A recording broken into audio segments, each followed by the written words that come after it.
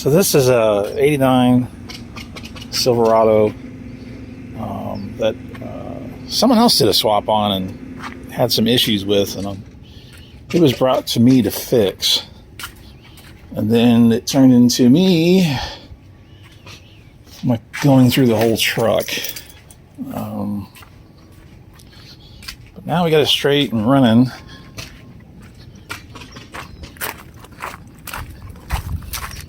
And I just want to go over some things. I can never make sense of this alarm.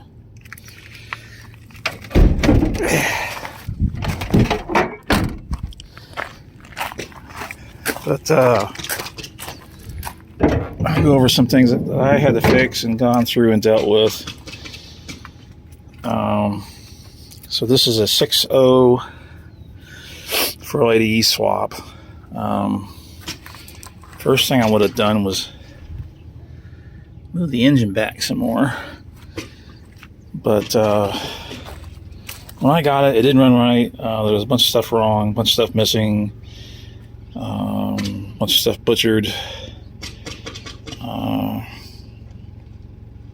They had kept the drive-by-wire. I would have made it drive-by-cable, but that's just me.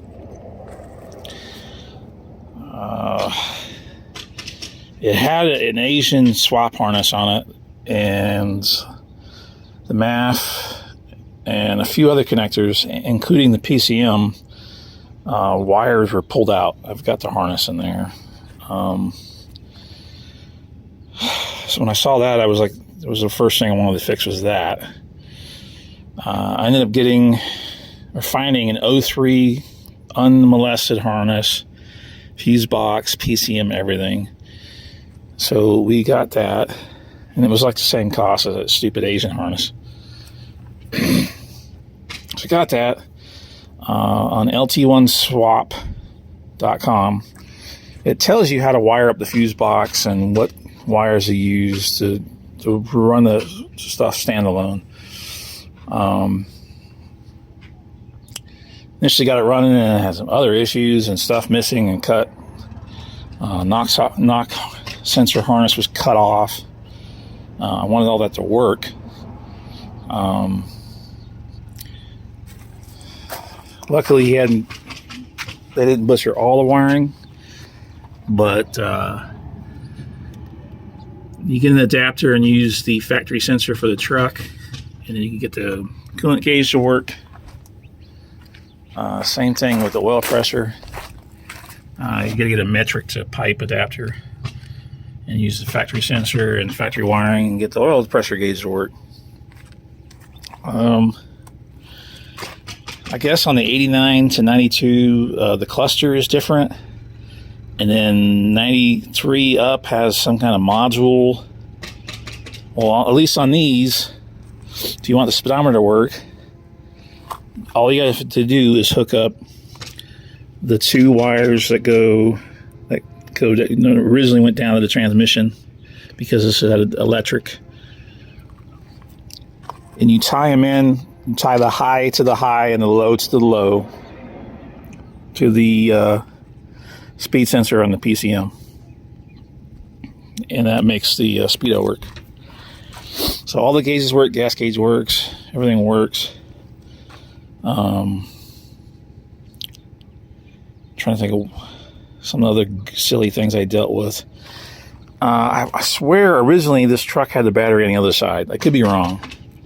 I would have preferred it to be over there, actually, but it was already moved and already messed with, so that's what I dealt with. I don't know what radiator this had initially.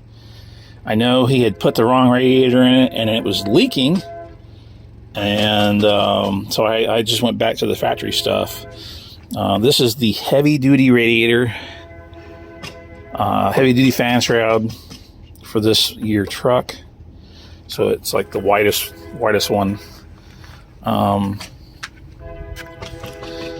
not too fond of the cooler lines on this, and that's a whole other story. But I went over it with the customer, and I just fixed just used what he had.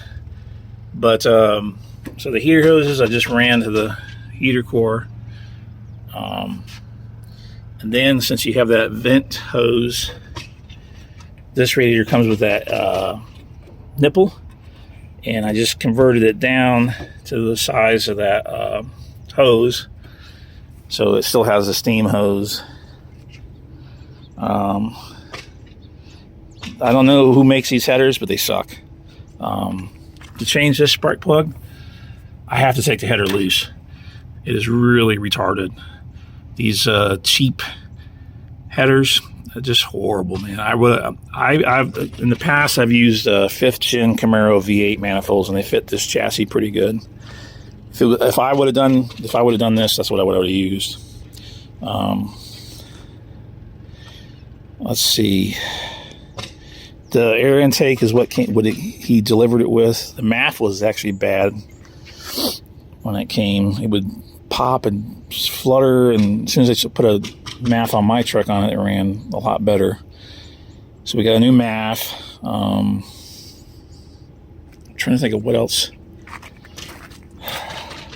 Oh, they had pulled all the, as you can see, I got the grounds running. But he had pulled all the wiring out for the HVAC, and it runs power to the truck. That's what that one black wire is right there.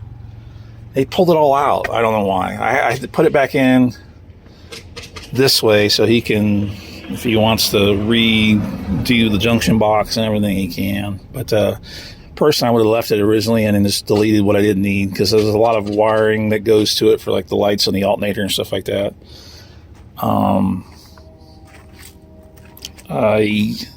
I used an S10 mount and then just welded this battery tray. It was just easy because that's where the length is, and I don't have to. I was originally going to put it up here, and I was like, I had no luck finding the stupid cover for this, but I'm going to let the customer deal with that. The factory hose, when I got it, this hose was cut like to here, and it wasn't long enough. And then they didn't have a shroud on it, so the fan was hitting other hose. So I just got a new hose for it. But the factory hose, as you can see, fits. I'm not sure what hose this was. It's probably just a stock V8 blower hose. I didn't agree with their choice. They put an earlier 4L80E in this that doesn't have the...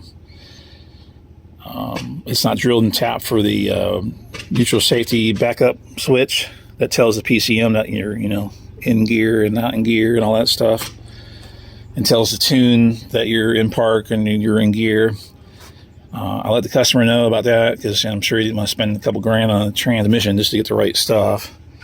But they use the cooler lines off the newer transmission on the older transmission and then bent the crap out of it trying to get it to fit. Again, I wasn't happy about that, but I just, I'll let the customer know. But other than that, once I got all the goofy stuff fixed, now it runs good. I gotta remember this alarm like triggers and then it won't start. Yeah, and then they didn't hook up that power. The alarm and stuff didn't work. HVAC stuff didn't work. But I think it'll start.